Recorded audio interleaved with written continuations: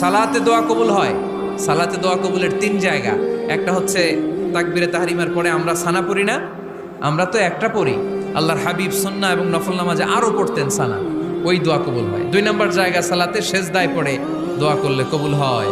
আকরাবু মা ইয়াকুনুল আবদু মির রাব্বিহি ওয়া হুয়া সাজিদ ফাকসিরু ফীহি দুআ। বান্দা যখন সেজদায় লুটিয়ে পড়ে বান্দা আল্লাহর সবচেয়ে কাছে চলে যায়। কিন্তু বিশ্বনবী বলে সেজদাটা তোমার রবের কুদরতি পায়ের উপরে পড়েছে। সেজদায় পড়ে দোয়া করেন।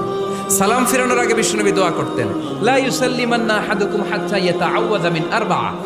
আল্লাহর হাবিব বললেন 4 জিনিস থেকে পানাহানা আছে, আমার কোন উম্মত যেন সালাম না ফিরায়। তারা যেন পড়ে আল্লাহুম্মা ইন্নী আউযু বিকা মিন আযাবিল কবর, আউযু বিকা মিন আযাবি জাহান্নাম, আউযু বিকা মিন ফিতনাতিল মাহইয়া ওয়াল মামাত, আউযু বিকা মিন ফিতনাতিল মাসিহিদ দাজ্জাল।